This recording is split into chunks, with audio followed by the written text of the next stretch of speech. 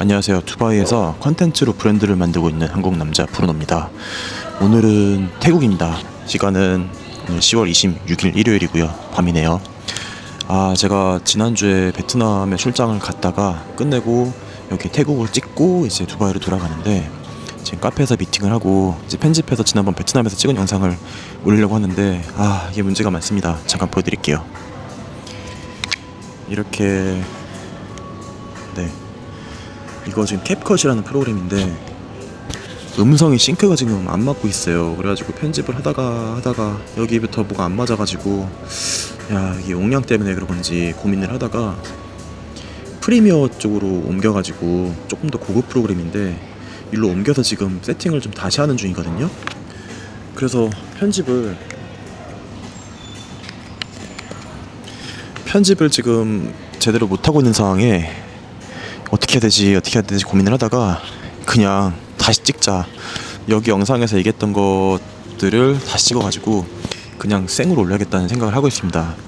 이제 점점 비즈니스 미팅도 많아지고 아마 내년 되면 이 주변 지역, 또 두바이를 거점으로 해서 주변 지역으로 컨텐츠 관련된 비즈니스나 이런 것들이 좀 확장이 되어가고 있어가지고 이번에 이제 출장도 그런 개념이었고, 이게 도저히 편집을 막 다 쳐내면서 할 정해진 시간을 좀 잡으면서 해야 되는데 시간을 너무 많이 쓰게 되더라고요. 그래가지고 오늘은 그냥 새로운 시도로 이렇게 쫙 찍어가지고 편집 없이 그냥 바로 올리는 식으로 해야 될까 싶습니다. 그래서 베트남에서 제가 얘기했던 것들 지금 다시 보면서 지금 리뷰를 다시 하는 중인데, 그때 얘기했던 것들을 다시 한번 이렇게 녹화를 해가지고 유튜브에 올려드리려고 합니다. 주제는 왜 나는 베트남, 태국도 아닌 두바이를 선택을 했는가 였었고요. 거기에 대한 배경 얘기를 제가 핸드폰에 이렇게 메시지 키워드를 조금 적어놨었는데 그거를 바탕으로 다시 한번 좀 얘기를 드리겠습니다. 해외 사업을 계획하고 계신 분들은 오늘 제가 얘기 드리는 부분들이 조금 도움이 됐으면 좋겠고요. 그 외에도 유튜브나 이 컨텐츠를 가지고 뭔가 만들어가는 부분을 고민하시는 분도 많을 거예요. 그런 분들도 아마 도움되지 않을까 싶네요. 자, 그러면 제 얘기를 조금 드리겠습니다. 일단 나오게 된 배경, 한국을 나오게 된 배경부터 얘기를 드릴게요. 제가 작년부터 계속 우리나라 망조가 들었다 얘기를 많이 했었어요. 그리고 그게 뭐 경제적인 상황이라든가 스타트업들, 기업 만들어가는 입장에서 또 창업 환경, 이런 부분들에 대한 불만이 좀 있었고, 특히 저는 블록체인이나 이런 NFT, 이 우리나라에서 아직 잘 받아들여지지 않던 비즈니스를 만들어가는 상황이다 보니까 이거를 블록체인, 비트코인을 설명을 하려면은 이 블록체인 시장이 앞으로 올 거다라는 것부터 설득을 하면서 프로젝트 설명을 해야 되는 거예요. 한 번 설명하려면 막 2시간, 3시간씩 걸리는 거죠. 그러면 목이 다 쉬고, 그렇게 해서 2017년부터 한 2022년, 3년까지는 시간을 보냈었는데 이거는 좀 아니다라는 생각을 좀 많이 했었습니다. 그러면 그냥 일반 사업하면 되지 왜 굳이 블록체인, NFT 이런 새로운 분야 쪽에 뛰어드냐라고 얘기를 하는데, 저 같은 경우는 성향상 기존에 이미 만들어져 있는 비즈니스에 뛰어드는 것 말고 앞으로 올 거에 대한 비즈니스를 조금 먼저 진출을 해가지고 거기에 길목을 만들어 놓고 시장을 좀 개척해 놓는 그런 역할을 하는 거를 즐겨 하는 것 같아요. 제 성향이 좀 그렇더라고요.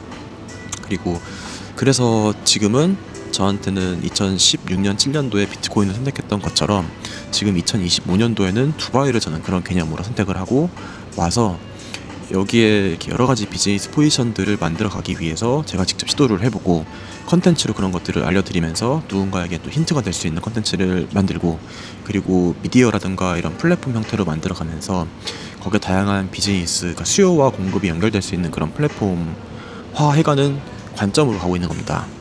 그리고 AI가 또 막 들어오기 시작하면서 작년부터는 AI가 실제 비즈니스를 많이 돌아가기 시작을 했죠. 그러면서 기존의 창업 환경, 스타트업 환경 이런 것들이 완전히 개편이 되고 있어요. 어쩌면 기존의 스타트업들이 만들어놓은 앱들 다 이제 AI로 바뀌게 될 거고 하면 어쩌면 스타트업의 종말이라고 얘기를 하는 경우도 있잖아요. 그러면 끝에 가서는 뭐가 남을까 했을 때는 저는 브랜드라고 생각을 했었습니다. 그래서 브랜드를 잘 구축하고 있는 나라, 도시가 두바이고요. 그리고 거기에서 저도 컨텐츠로 뭔가 일을 해야겠다는 생각을 계속 하게 된 거였죠. 그리고 또 하나는 우리나라가 이미 올드하다는 생각을 많이 했습니다.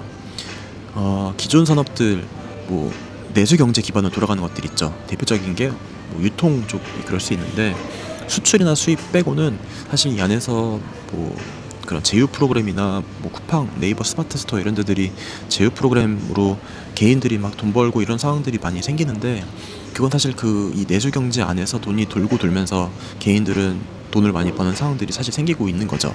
그렇지만 이 전체 외형 성장이 멈춰 있다는 생각을 많이 하게 됐습니다. 이게 앞으로 블록체인, 비트코인 이런 것들을 전 세계가 막 하나의 그 마켓으로 연결이 다 되고 있고, 인터넷이 이미 그렇게 만들었고 이제 화폐에도 그렇게 연결이 되고 있는 이 시점에서, 그러면은 나는 이 내수 경제 안에서 흔히 말하는 유통 마케팅을 열심히 잘해가지고 개인적인 돈을 많이 버는 게 맞을까? 아니면 시장 파이를 키울 수 있는 곳, 아직 개척이 되지 않은 곳에 뛰어들어가가지고 거기에서 새로운 이 흐름을 만들어내는 게 맞을까에 대한 고민이었었죠. 그래서 그런 배경을 바탕으로 해서 저는 한국을 나가야겠다 생각을 하게 된 거였고요.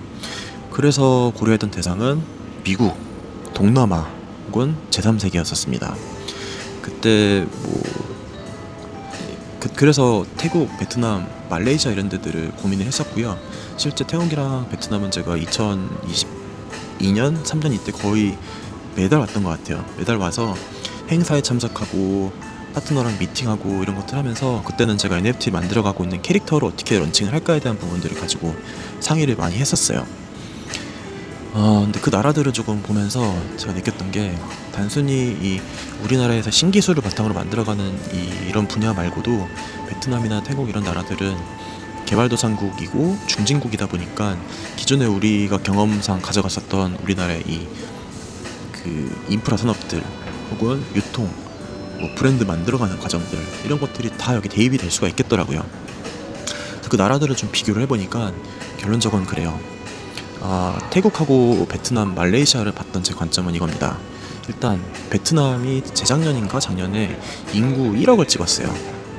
그리고 인구가 1억을 찍었고 베트남의 인당 GDP가 3,000불, 4,000불 정도 됐었습니다. 이렇게 직선이 대각선이 하나 그려져 있다고 생각해 볼게요. 태국은 인구가 7천 몇만 명에 인당 GDP가 7,000불 정도 됐었어요. 중앙을 만들고 있고, 말레이시아는 인구가 3,500만 정도에 인당 GDP가 10,000불을 넘었습니다.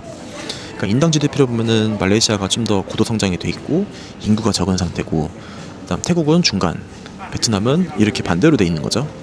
근데 인당 GDP가 3,000불, 4,000불 때는 오토바이 위주로 막 돌아다니는, 그리고 동네를 이렇게 도시를 보면 타워 크레인이나 뭐 덤프 트럭 같은 그 공사 차량들 있죠. 이런 게 너무 안 보입니다. 그래서 야, 이 상태로 나라가 세팅이 돼 있다 보니까 이거를 뒤집어 엎어가지고 만들어가기에는 쉽지 않은 부분들이 있겠다는 생각을 하게 됐습니다. 그렇지만 베트남은 제조 산업 위주로 많이 가고 있죠. 자, 그다음 태국은 7,000불 정도. 도로에 보면은 여러 가지 차들, 오토바이가 막 섞여서 다니는데, 몇 년 전하고 지금 이번 주에 와가지고 비교해 보니까 차들의 비중이 좀 높아졌다는 생각이 조금 많이 들었습니다. 그리고 중간중간 좋은 브랜드도 보이기 시작을 하고요. 그렇지만 뭐 외제차, 흔히 말하는 좋은 외제차들이 많이 보이진 않더라고요, 길거리에서. 자, 그다음 10,000불 정도 찍은 말레이시아는 제가 한 번밖에 못 가봤어요. 사실 행사장만 보긴 해서 이거는 조금 좀 편협한 시각일 수 있는데, 벤츠가 보이기 시작을 합니다. 많이 보이더라고요. 그래서 이게 인당 GDP가 이런 부분들에 영향이 있다라는 저만의 기준이 생겼고, 안녕. 꼬맹이가 저를 신기하게 쳐다보네요. 네, 어쨌든 그런 기준 속에서 내가 하고 있는 사업을 들어갔을 때 어떠한 미래가 그려질 수 있을까에 대한 부분들이었고, 거기에서 저는 사실 태국을 좀 주목을 했었어요. 왜냐하면은 이 웹3 쪽 이런 부분들, 그리고 앞으로 커뮤니티 이런 문화가 그나마 발전돼 있는 게 태국이었던 것 같아요. 자유로운 부분도 있고 커뮤니티가 형성이 돼 있고 문화를 즐길 줄 알고, 이런 부분들이 있어서 태국이 적합하지 않을까라는 생각을 많이 하고 있다가 작년 9월달에 제가 두바이를 처음 와봤습니다. 그러면서 이 문화적인 부분들은 두바이가 아직 개척될 것들이 많이 있지만, 브랜드 입장에서는 두바이가 최고더라고요. 두바이에서 뭔가를 성공시키면 글로벌 브랜드가 바로 될 수 있기 때문에 그런 포인트를 바탕으로 생각하게 됐고, 자, 내용을 좀 더 볼게요.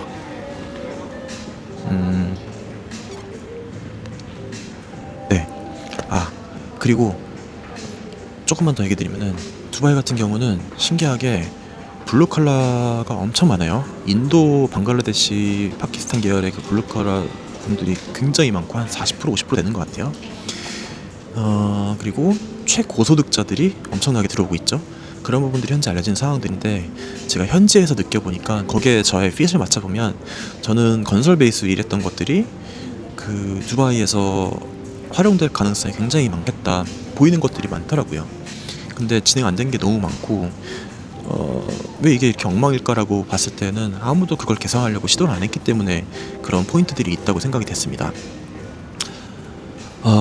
예를 들면은 이런 거예요. 욕실 9배. 자, 저는 레미안에서 일을 했었거든요. 거기 욕실에 물 고이는 순간 다 깨야 돼요. 그거 엄청 대공사거든요. 그래서 처음 지을 때부터 아예 욕실에다가 그 골조만 있을 때 방수해놓고 수영장처럼 물 받아놓고 며칠을 보내는 그런 점검 절차가 있어요. 그 다음에 제일 마지막에 타일까지 다 붙이고 나면은 그 욕실에 물 고이면 안 되기 때문에 타일 그 상단에서 몇 센치 이렇게 구별을 줘야 되는 그런 표준들이 있어요. 그런 게 관리 포인트로 딱 들어와 있으니까 욕실에 물이 고일 일이 없는 거죠. 혹시라도 고이면은 깨고 다시 해야 되니까. 이런 포인트들이 프로세스로 잡혀 있어서 품질이 우수해지는 건데, 두바이 같은 경우는 욕실에 물 뿌렸다면은 다 고여요. 사실 우리나라 사람들의 관점으로 말도 안 되는 일일 수 있는데 여기서는 현실이 그렇거든요. 자, 그럼 그런 집들 인테리어만 해줘도 인테리어 집이 수십만 개일 거예요. 그러면 인테리어업을 많이 하냐라고 하면은 글쎄요, 그다지 높은 기준을 가지고 인테리어 하는 데들은 많지 않은 것 같아요. 자, 근데 여기에 수백억짜리 집이 막 하루 만에 완판되는 얘기들 많이 나오잖아요. 물론 그게 생활을 위한 집은 아닐 수 있겠지만, 그런 집들은 그러면 과연 그런 퀄리티가 좋을까라고 하면은 물음표가 좀 뜹니다. 그러면 그런 집들에서 공사를 받아서 할 수도 있겠죠? 이런 포인트들. 그럼 건축 쪽에서도 제가 할 수 있는 일들이 많겠다. 그 다음에 웹3, 블록체인, NFT, 앞으로 부동산 시장의 조각화, 이런 여러 가지 면에서도 할 수 있는 것들이 많겠다. 그 두 가지가 짬뽕돼서 움직이는 것들도 있겠다. 이런 것들이 저한테는 다 기회라는 생각이 들었습니다. 그럼 자, 이 가능성을 놓고 보는 거랑 베트남에서 제조업 기반으로 커가는 곳에서 뭔가 제가 했던 배경을 맞춰가지고 하고 있는 것들, 혹은 태국에서는 관광, 농업 약간 이런 위주로 하고 있으니까 제가 했던 배경과 이 태국 쪽에 들어와서 움직였을 때 앞으로 미래의 비전, 하나 추가적으로 저는 이제 컨텐츠를 만드는 방향으로 지금 두바이에서는 시작을 하고 있으니까 저의 베이스는 건설, 건축, 웹3 쪽, 그 다음에 컨텐츠 만들어가는 쪽, 이 세 가지 축으로 저는 생각을 하고 있는 거죠. 그 과정에서 그런 베이스로 두바이를 봤을 때 건축으로 활용할 수 있는 부분들, 그 다음에 웹3와 융합될 수 있는 부분들, 앞으로 컨텐츠는 제가 예전에 얘기드린 것처럼 두바이는 컨텐츠를 무한하게 뿜어내고 있는 유전 같은 존재라고 얘기를 드렸어요. 방금 또 이거 영상 끊겼어요. 이게 SD카드 녹화되는 거랑 아마 컨텐츠 만들어지는 거가 지금 속도가 안 맞아가지고 저절로 꺼지는 게 여러 번 반복하고 있는데, 사실 유튜브 만들면서 이런 그 난점들이 계속 있습니다. 자, 어쨌든 다시 돌아와서 두바이의 그 컨텐츠와 이 세 가지의 포인트를 제가 앞으로 잘 했을 때 또 꺼졌어요. 안 되겠다. 핸드폰으로 바꿔가지고 이제 하겠습니다. 네, 어쨌든 그렇게 앞으로 두바이에서 일을 제대로 만들어갔을 때 얻어갈 수 있는 이 미래의 사이즈, 여기서 완전히 차이가 나더라고요. 그리고 아까 제가 하나 빠뜨렸는데, 두바이를 포함하는 아랍에미리트는 인구가 1000만 명인데 그 중에 두바이가 400만 명이거든요. 거기 아부다비랑 두바이가 사실은 메인이고, 나머지 다른 도국이 있어요. 거기는 앞으로 어떻게 될지는 모르겠지만 작은 인구 규모에서 인당 GDP가 아마 우리나라를 넘었을 거예요, 두바이는. 자, 그러면 그게 뭘 의미하는 걸까요? 나라가 큰 돈들이 돌아가고 있는 시장이 됐고, 앞으로 미래 발전 가능성도 있는데, 우리나라를 지금 선진국이라고 해야 될지 중진국이라고 해야 될지 조금 애매합니다. 근데 그리고 여전히 후진국 형태를 지니고 있는 부분들도 있고요. 그게 저는 다 기회라고 생각을 하는 거죠. 네, 이런 복합적인 생각을 바탕으로 저는 두바이에 오게 된 거고요. 네, 그런 생각들이 이 콘텐츠를 보고 계시는 분들, 특히 해외 사업이라던가 해외 진출에 관심 있는 분들은 이게 조금 도움이 되는 관점이 되지 않을까라는 생각이 들어가지고 오늘은 이렇게 간단하게 공유를 드려봤습니다. 네, 지금 촬영 여건이 계속 얘도 막 금방 꺼지고 뭔가 지금 문제가 있는데, 그리고 편집 프로그램도 자꾸 뭔가 말을 안 듣고 해서 조금 문제가 있는데, 얼른 두바이로 다시 돌아와가지고 안정된 환경에서 마이크까지 제대로 달고 콘텐츠를 만들어야 될 것 같습니다. 편집을 제가 궁금한 게 하나 있는데, 이런 식으로라도 짤막짤막하게 찍어서 올려드리는 게 나을까요? 아니면은 좀 시간이 걸리더라도 제대로 콘텐츠 자막도 달고 컷도 잘 잘라내가지고 하는 게 나을지, 어떤 게 맞을지에 대한 고민도 사실 듭니다. 오늘 콘텐츠는 어쩔 수 없이 생으로 지금 3개 정도 잘라 붙여가지고 바로 올려야 될 것 같네요. 네, 이렇게 두바이를 배경으로 콘텐츠 비즈니스를 만들고 있는 도르노였습니다. 오늘은 여기까지 하겠습니다. 감사합니다.